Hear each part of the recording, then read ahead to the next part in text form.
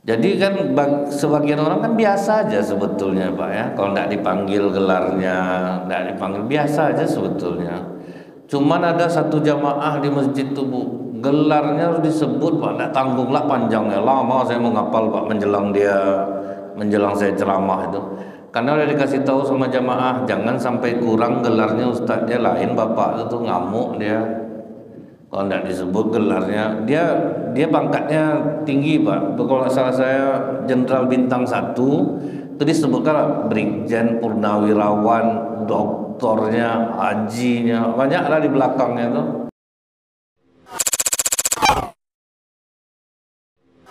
Minggu yang lalu kita sampai kepada hadis qudsi. Apa kata Allah? Aku hanya menerima solat dari seorang hamba. Yang pertama itu, yang dengan solatnya dia tawadu kepada keagunganku. Itu kemarin dulu ya, yang pertama. Jadi kalau kita mau tahu solat kita ini sudah diterima oleh Allah atau tidak, kita bisa enggak jadi rendah hati dengan solat kita tuh Pak. Dihina orang santai, dimaki orang biasa aja, tidak ada pemasuk-masuk hati lagi Bu. Bila orang menghina kita, justru kita merasa hinaan dia itu sedikit, dia baru tahu buruk kita. Asli kita yang kita sembunyikan banyak orang yang tidak tahu. Jadi kalau seperti itu Pak, itu insya Allah solat sudah diterima oleh Allah. Makin rendah hati, makin tawaduk kita jadi, hilang kesombongan di dalam jiwa. Cuman dalam kenyataannya banyak orang Islam yang sombong Pak, keras hati. Pokoknya kalau pendapat dia aja yang betul, harus dia aja yang didengar. Jadi ini berarti solatnya hanya sebatas olahraga aja Pak. Solat sebatas olahraga. Jadi bagaimana supaya bisa sholat kita diterima, itu yang kita latih tuh Bu. Misalnya tidak dipanggil orang, gelar kita biasa aja kita. Dulu saya sampai payah saya menghafal Pak, karena memang dalam Islam ini kita kan memang dianjurkan memanggil orang dengan nama yang dia sukai. Itu bagian dari akhlak. Jadi kan sebagian orang kan biasa aja sebetulnya Pak ya, kalau tidak dipanggil gelarnya, tidak dipanggil biasa aja sebetulnya. Cuman ada satu jamaah di masjid itu Bu, gelarnya harus disebut Pak, tidak tanggunglah panjangnya, lama saya menghafal Pak menjelang saya ceramah itu. Karena udah dikasih tahu sama jamaah, jangan sampai kurang gelarnya Ustaz, dia lain Bapak itu ngamuk dia. Kalau tidak disebut gelarnya, dia pangkatnya tinggi Pak. Kalau nggak salah saya Jenderal Bintang 1 itu disebutkan Brigjen, Purnawirawan, doktornya, hajinya, banyaklah di belakangnya tuh. Letih saya catat aja di HP lagi Pak, daripada salah saya kan. Nanti salah ngamuklah dia sedang saya ceramah nanti Pak. Ya memang itu sunnah kita menyenangkan hati dia, cuman kan dianya yang kasihan Pak gitu kan. Tidak bisa tidak bisa dia itu tawaduk. Tawaduk dia dengan keagungan Allah itu dia tidak tawaduk. Tapi biasanya bapak-bapak yang pensiun macam ini di rumah udah tidak dihargai istri mungkin Pak. Jadi maka dia butuh penghargaan di luar gitu. Saya kalau udah nengok orang Bu ya, ingin sentul dihargai di masjid, di masyarakat, takutnya di rumah udah tidak dihargai istri lagi Pak. Jadi cari-cari gara-gara lah dia lagi, gimana supaya dia tetap bisa dihargai orang. Nah kita orang sholat tidak ada jadi masalah, mau direndahkan, dihina, tidak akan membuat kita jatuh. Nah yang kedua kata Allah dalam hadis qudsi ini, hadis qudsi ini kembali saya terangkan Bapak Ibu, firman Allah yang tidak ada di dalam Al-Quran, itu hadis qudsi. Jadi dia tetap perkataan Allah tetapi dia tidak ada di Al-Quran. Aku hanya menerima solat seorang hamba yang dengan solatnya dia tidak menyakiti makhlukku. Itu ciri yang kedua Bu ya. Kita ingat dalam sebuah hadis Abdullah bin Umar, ada seorang perempuan dikurungnya kucing, tidak dikasihnya makan, dilepaskannya pun tidak. Kata Rasulullah, wanita itu masuk neraka karena dia mengurung kucingnya dan dia tidak memberinya makan. Itu ke kucing tuh Pak. binatang, padahal Bu ya ada akhlak orang Islam ini. Saya nengok kucing-kucing kalau udah di dekat rumah makan Pak, botak-botak bulunya disiram orang pakai air panas Pak. Yang nyiram orang Islam lah tuh. Berapa lah isi perut kucing tuh? Dibelikan makanannya segini sekilo 23.000 cuman gitu. Ganti-ganti sedekah lah, tapi tambah banyak dia. Saya nengok bapak yang jaga di luar ini banyak kucing yang dipeliharanya Pak. Biasa aja, ada aja rezeki kucing tuh. Banyak kucing saya tengok tuh. Kalau kita yang punya usaha berapa, ini siram pakai air panas Pak, sampai botak-botak bulu kucing itu dibuatnya, pergi kucing tuh. Ada juga dulu ingat saya pecinta kucing di Pekanbaru nih Bu, mana yang betina itu dibawanya ke dokter, disterilkannya Pak, supaya enggak beranak lagi. Kadang kan memang ganggu orang juga. Ada orang melihara kucing Bu, di sebelahnya rumah makan, kucing tuh masuk ke rumah makan tuh ngamuk lah orang rumah makan tuh. Ingat saya berantem dulu tuh masalah itu, datang kan memelihara kucing ini sunnah Nabi ya, kau dapat pahalanya, kami dapat dosanya. Dia tercirik di sini, berak di sini, kencing di sini. Jadi kalau kita yang merasa punya kucing, rawat kucing. Bagi kita yang punya usaha, jangan disakiti dia, menyakiti. Kalau nyiram pakai air panas itu kan menyakiti namanya Pak. Yang dicurinya kadang ikan berapa lah sepotong tuh Pak, tapi dia mati kena pukul dibuatnya. Nggak imbang lah Pak. Nggak imbang lah rasanya dengan pukulan dengan sepotong daging tuh. Masuk neraka perempuan ini gara-gara mengurung kucing. Islam ini detail Bu. Sama binatang aja kita disuruh kasih sayang Pak. Kemudian apalagi kata Rasulullah Pak, Allah melaknat orang yang memberi tanda pada wajah binatang ternak. Kan ada pakai besi panas tuh Pak, dicap-cap tuh. Dalam Islam dilarang tuh, memberi cap kepada binatang. Sapi kan rata-rata dicap orang tuh Pak kan, tanggunglah dosanya. Kadang memang serba salah memang ujiannya Bu. Kalau ndak dicap dia udah ditetapkan itu yang kita beli, datang peternak jahat nih Pak. Pas kita ngambil untuk kurban ditukarnya sapi itu tuh ada juga Pak. Bertukar sapi itu dibuatnya. Jadi kadang kita diuji dengan hal-hal seperti itu Bu. Cuman kadang kita ada yang berhasil, ada yang enggak. Kadang kita kalau misalnya kena di sini kan belum tentu di tempat lain macam itu juga.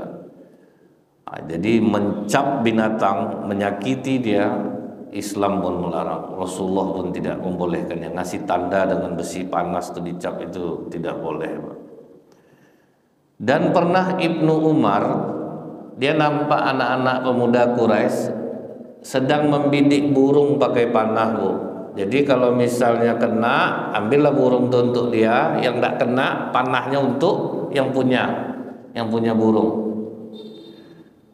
Datang Ibnu Umar, tidak boleh kalian menjadikan makhluk hidup sebagai sasaran tembak.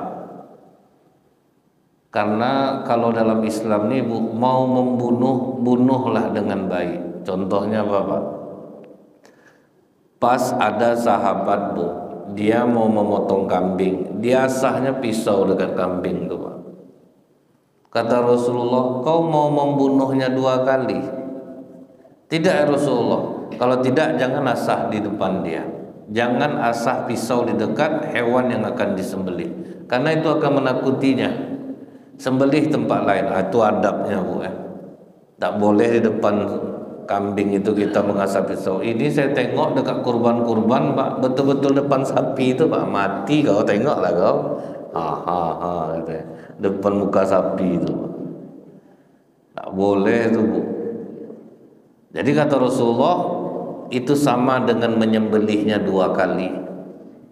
Di rumah potong Pak, beratus sapi yang disembelih orang, tidak sebusuk kita darahnya. Di mana-mana masjid pasti busuk darah sapi dan kambing.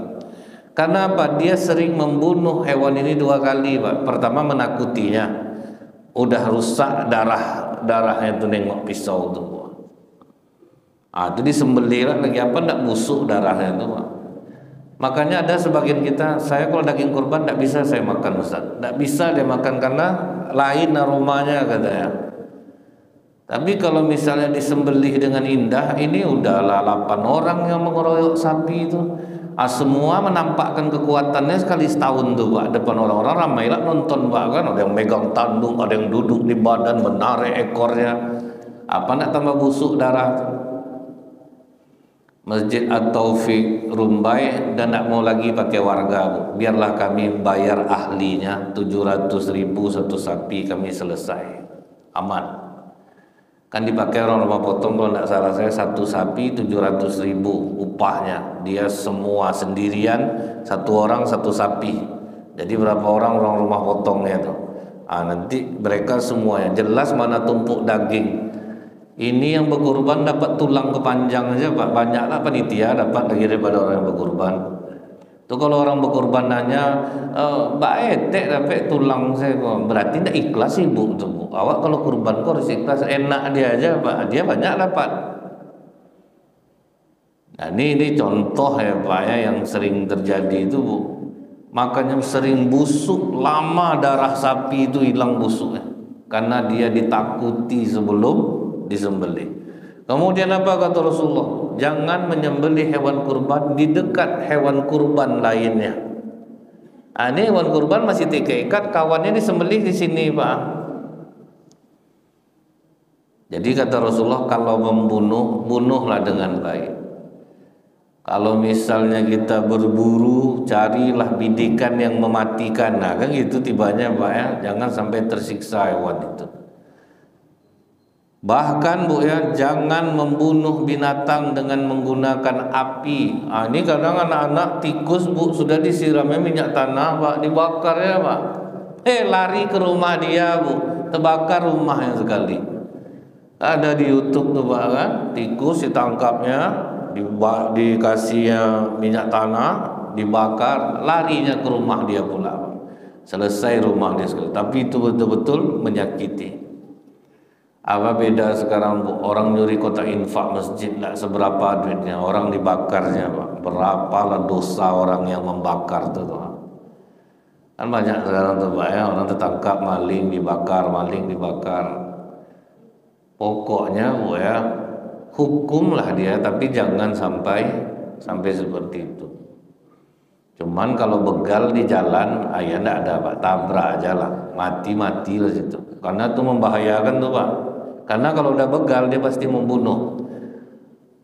Jadi kalau di luar negeri sekarang Bu, enggak ada cerita dihadang orang malam mobil tabrak habis Pak. Mau dia di bawah mobil itu terserah lah. Pokoknya sekarang main tabrak. Kalau ada yang menyetop, ada yang malam, kalau sempat dibiarkan, harta kita selesai, nyawa pun melayang dibuat.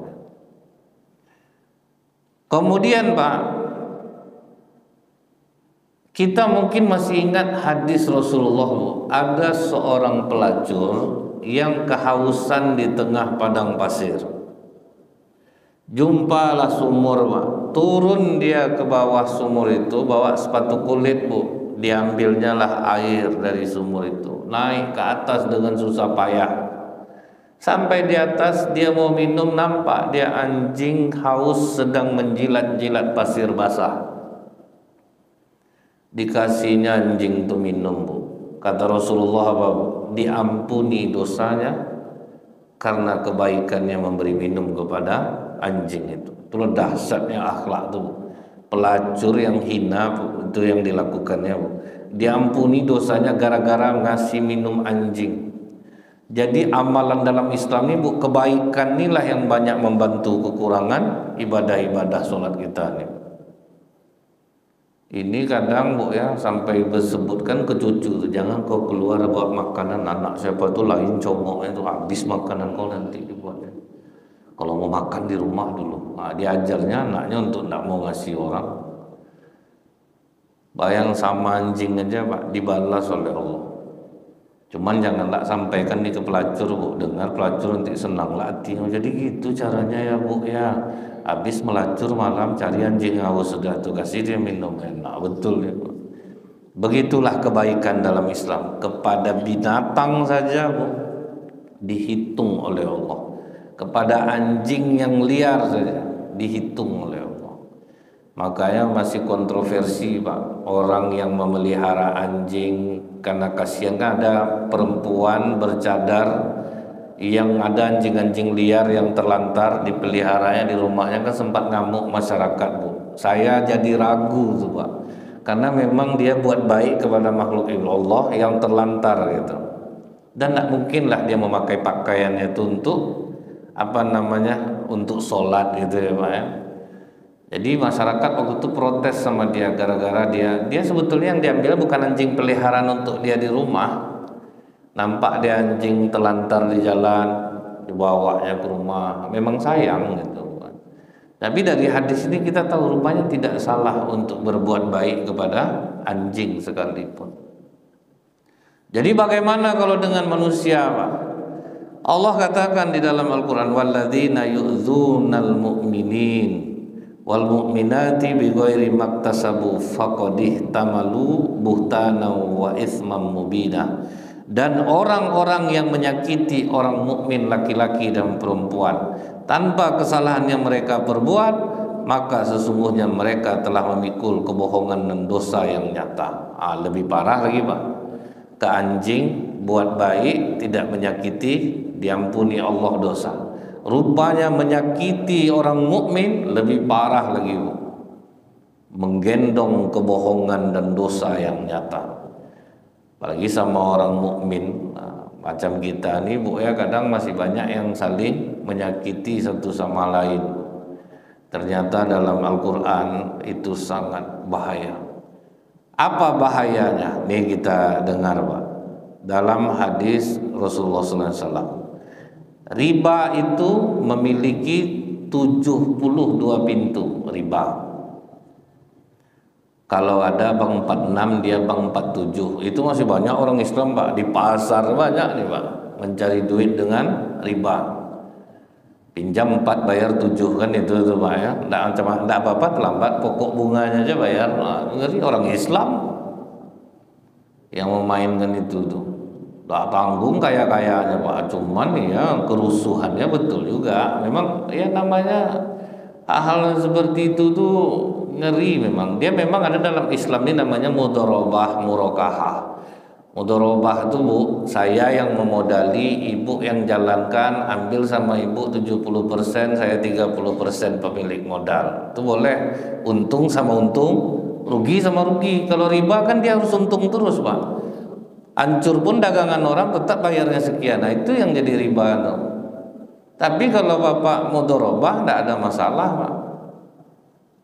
Kasih orang modal, dia ahli rupanya pedagang Bu, tapi modal tidak ada. Aku modal kau 100 juta, setelah menghasilkan nanti, tapi kita transparan nih, ambil untung untuk kau 70%, aku 30%. Oke, sip, aman.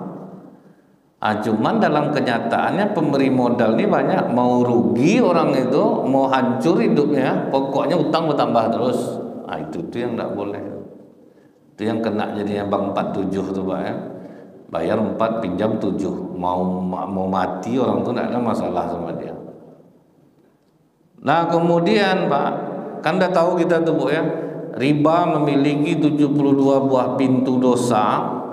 Yang paling rendah dosanya itu sama menzinai ibu kandung sendiri. Kan parah tuh ya Pak ya, menzinai ibu kandung itu tidak mungkin lah rasanya, tapi macam itulah besar dosanya.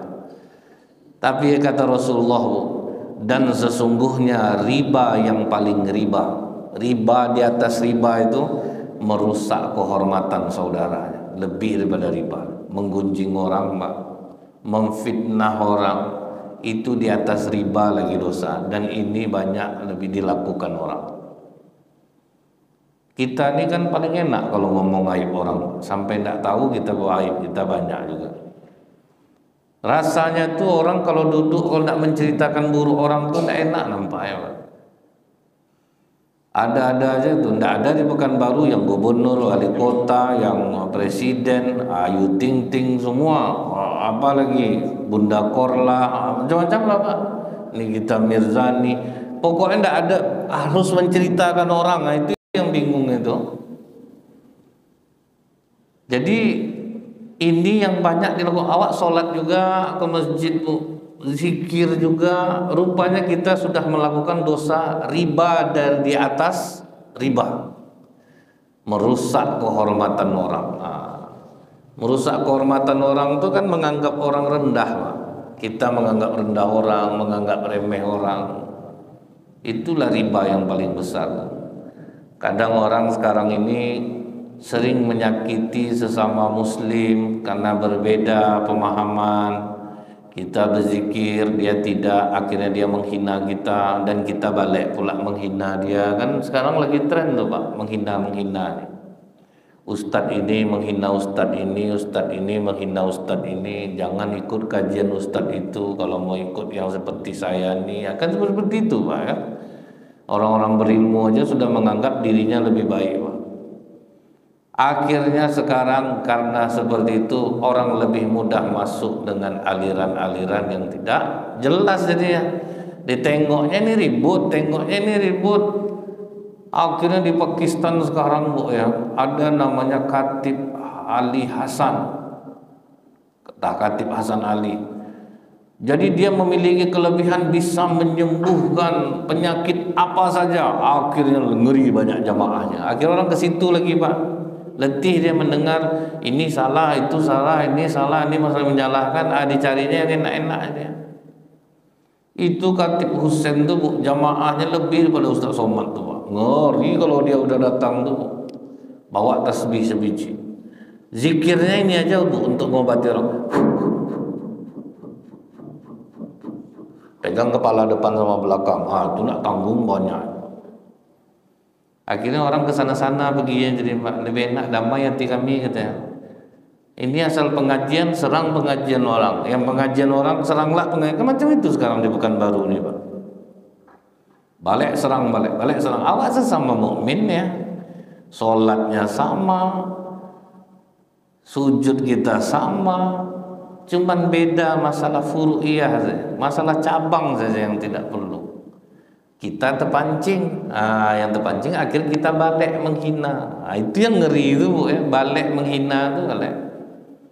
Abu Bakar Siddiq, dia pernah berhutang dengan orang Yahudi, Pak. Kemudian pas dia sedang sama Rasulullah, datang orang Yahudi itu nagih hutang sambil memaki. Balik kan hutang kau Abu Bakar, kau kalau berhutang tak jujur. Gitu-gitu kan ya Abu Bakar, Pak. Abu Bakar diam. Senyum Rasulullah nengok Abu Bakar diam dimaki itu, Pak. Tambah kencang makian orang Yahudi ini. Tambah senyum sampai diam Abu Bakar, tambah lebar senyum Rasulullah. Tapi tambah ngeri makian orang Yahudi ini, tidak tahan Abu Bakar berdiri dia, Bu. Mau dilawannya orang Yahudi ini langsung pergi Rasulullah. Akhirnya Abu Bakar Rasulullah yang dikejarnya, Pak. Ada apa ya Rasulullah? Kenapa kau meninggalkan aku? Waktu kau diam dimakinya tadi Abu Bakar, aku melihat ramai malaikat yang turun di dekatmu. Bertambah makiannya, bertambah diam engkau, bertambah banyak malaikat berada di sekitarmu. Tapi ketika kau hendak melawan hinaannya, semua malaikat pergi meninggalkanmu, berganti dengan iblis, dan aku takut berada di dekatmu. Itu, Pak. Jadi kalau kita dimaki orang, apa kalian melaksanakan zikir bersama seperti ini? Diam. Dulu kita udah bisa diam, Bu, biasa ya. Cuman akhir-akhir ini diserang, baliklah menyerang, terpancing untuk memaki, terpancing untuk menghina juga. Nah ini bahaya nih, Pak. Rupanya kita sesama mukmin itulah riba yang paling riba, yaitu melanggar kehormatan orang lain. Ditanya kepada Rasulullah, Bu, ya Rasulullah, ada seorang wanita yang sangat rajin sholatnya, sholat malamnya terjaga, puasa sunnahnya terjaga, tapi dia suka menyakiti tetangganya. Kata Rasulullah, la khairu fiha hiya min ahlin nar. Sedikit pun tidak ada kebaikannya dan dia adalah ahli neraka. Ngeri itu, Pak. Kita udah letih beribadah tapi masih suka menyakiti orang dengan mulut kita. Dan saya sangka tidak ada di masjid-masjid macam itu, ternyata ada, Pak. Pokoknya rajin ke masjid, tidak berubah, dia sering menyakiti orang. Utang tidak mau bayar, arisan rajin ikut, udah terima tidak mau dia bayar, diminta ngamuk dia, Pak. Nah, itu kadang. Kemudian kalau ada suaminya di pengajian, nanti cerita sebelum pengajian mulai saya sampaikannya ke orang, buruk anaknya lah, buruk suaminya lah, familinya lah, sampai semua. Sehingga takut kita duduk sama orang itu, karena kita mendengarnya nanti terkomen lah sama kita, tambah parah lagi nanti dia. Jadi Islam ini memang mengajarkan kita supaya sholat kita ini membuat kita berakhlak mulia, berhenti menyakiti orang. Kalau membalas, balaslah dengan yang serupa. Tapi kata Allah, memaafkan jauh lebih baik. Kemudian kalau kita ingat lagi, Pak, hadis Rasulullah SAW, atadruna minal muflis, tahukah kalian orang yang bangkrut? Dijawab oleh sahabat, orang bangkrut di antara kami adalah orang yang tidak memiliki uang dan harta kekayaannya Rasulullah. Kata Rasulullah, sesungguhnya umatku yang bangkrut nanti di hari kiamat adalah orang yang datang dengan membawa sholat, puasa. Jadi dia datang kepada Allah nanti, sholatnya banyak, puasanya bagus, zakatnya dibayarkannya, tapi dia suka mencaci maki. Itu yang pertama. Yang hilang pahalanya itu, Pak, orang yang suka mencaci maki orang. Apakah tidak ada orang Islam yang suka mencaci maki orang? Banyak. Ada aja orang mau dicaci ya. Azan orang suaranya agak lain, suara macam itu azan pula, muaklah nih. Bagus dengar suara orang lato-lato, lagi lebih tenang daripada dengar suara dia nih azan. Akan ada aja dicaci ya. Dialah jadi imam, udah jelas suara. Pokoknya ada, Pak. Pokoknya isi mulutnya itu mencaci aja. Itu sia-sia sholat. Bangkrut nanti di sisi Allah. Mencaci pakaian orang, mencaci udah jelas badannya itu bentuknya dipakainya lah baju macam itu, macam ulat bulu dia jadinya. Pokoknya ada aja, mengkomen muka orang, mengkomen telekung orang. Saya pernah ketemu tuh, Bu, ya, telekung kan di Indonesia aja yang banyak warna putih. Kan baru orang berani pakai warna hitam, warna merah, itu kan belum lama lagi tuh, Pak. Dulu jadi masalah di masjid tuh, Bu. Orang telekung tuh warna putih, pokoknya dia tuh sibuk aja mencaci orang, memaki orang. Tidak ada orang ini yang baik, semua habis dicaci. Itu yang pertama, yang bangkrut besok dari kiamat, yang suka mencaci maki. Kemudian yang kedua, suka menuduh orang. Kehilangan dia, ada aja orang yang dituduhnya tuh. Namanya orang suka nuduh nih, Pak, ya. Apa ndak habis, Pak? Sakit hati orang dibuatnya, Pak. Kau yang mencuri kan, padahal dia ndak. Makanya kadang ada gunanya CCTV itu, jadi tidak buruk sangka kita sama orang kalau barang hilang. Akhirnya Allah gerakkan pikiran orang, akal orang untuk membuat CCTV. Jadi tidak nuduh orang lagi, taruhlah di bagian mana uang mau ditaruh. Nampaklah nanti itu siapa yang ngambil HP, siapa yang apa. Akhirnya kadang nampaklah orang ngambil kotak infak masjid, Pak, orang masjid pula di CCTV lah nampaknya. Pakainya triplek panjang tuh, Bu, kan. Dikasihnya lem ujungnya, dimasukkannya dalam kotak infak tuh, Pak. Kan lengket duitnya tuh, Pak. Tarik keluar, nampak juga di CCTV. Jadi CCTV itu alhamdulillah Allah kasih orang untuk membuat itu tuh, ya, pikiran. Jadi kita tidak menuduh orang lagi. Ini akhirnya kita sibuk menuduh orang aja. Kau yang menceritakan aku ke orangnya, kau yang ngambil duit aku, kau yang habis besok di hari kiamat, selesai pahala sholat puasa. Kemudian makan harta orang lain. Jadi suka mengambil hak orang tanpa cara yang benar. Dengan cara apa Bu? Perdagangan, ditipu orang ini, akhirnya orang tuh bayar jadinya Pak, rupanya barangnya jelek. Karena di Indonesia ini kan suka meniru merek-merek terkenal, kemudian akhirnya dijualnya dan dia menipu orang jadinya, itu banyak terjadi. Kemudian menjual barang yang tidak sesuai, itu kan banyak juga tuh kan. Akhirnya menipu orang, itu namanya memakan harta orang dengan cara yang tidak baik, serta membunuh dan menyakiti orang lain, kata Rasulullah. Setelah itu pahalanya diambil, diberikan ke setiap orang yang mereka hina, yang mereka caci, yang mereka gunjing, yang mereka sakiti. Dioporlah pahala itu semua ke orang yang pernah dia sakiti Pak, sampai akhirnya habis pahalanya. Kemudian kata malaikat ini, ya Allah, pahalanya sudah habis, sementara yang nuntut masih banyak.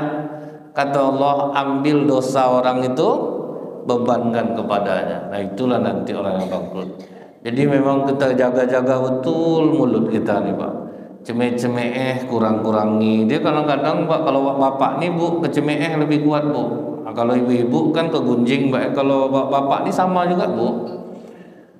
Cemehnya itu luar biasanya. Kadang orang cepat pulang, anak kecil-kecil baru jangan pulang-pulang, kasihan istri hamil terus. Lebih parah lagi kadang cemehnya Bu, pedih.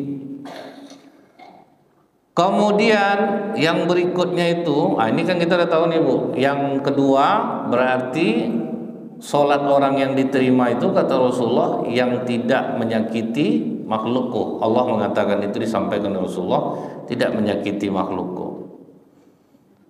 Kemudian Pak, yang berikutnya itu kata Allah dalam hadis qudsi ini, orang yang kuterima sholatnya dia berhenti bermaksiat kepadaku. Apa kata Rasulullah? Barang siapa yang meninggalkan kemaksiatan menuju kemuliaan taat, maka Allah akan membuatnya kaya tanpa harta. Itu kalau orang hijrah dia Pak, berhenti dia maksiat, dia akan dirasakan Allah kaya tanpa harta.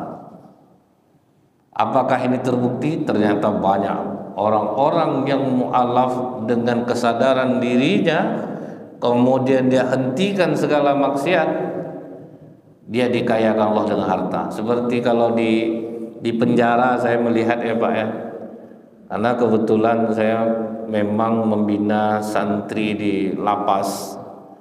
Jadi saya melihat orang-orang yang dulunya kaya dengan jalan yang tidak baik, kemudian dia janji untuk kita cerita berdua, pokoknya bagaimanapun mudahnya Ustadz, saya tidak akan mau kembali lagi. Susah dia, susah Pak.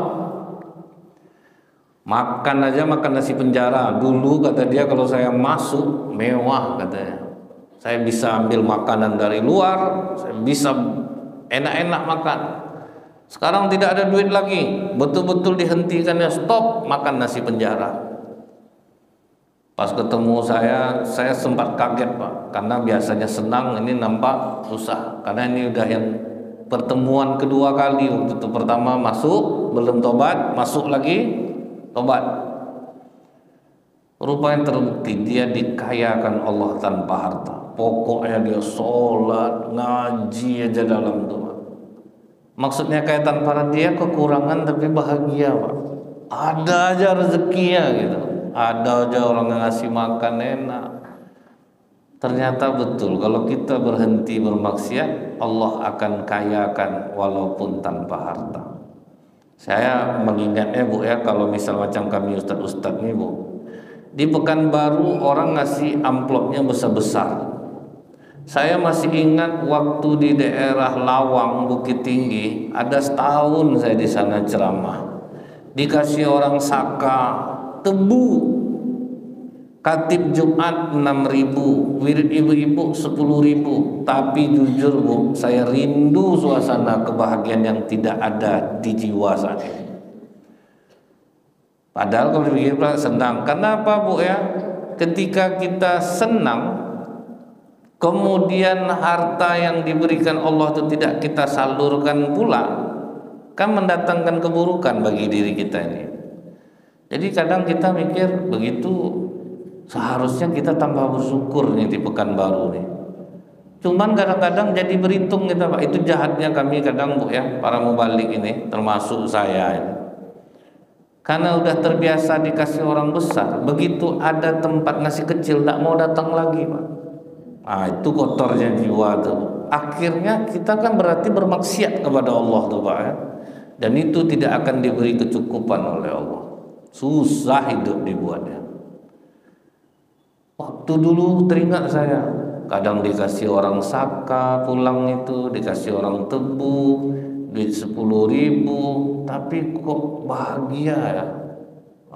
Jadi kalau mau kaya tanpa harta, berhentilah bermaksiat kepada diri sendiri terutama. Saya teruskan sedikit. Kemudian kata Allah Pak, Allah kokohkan dia tanpa tentara. Maksudnya walaupun dia sendiri tapi perasaannya teguh, kuat, kokoh dia. Dan yang ketiga, membuatnya berjaya walaupun tanpa masa pendukung. Nah, itulah dahsyatnya orang yang berhenti maksiat tuh.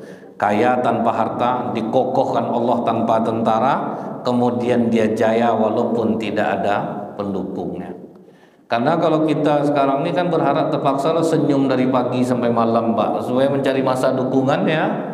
Ini mau maju saya misalnya itu senyum saya dari pagi sampai malam Pak.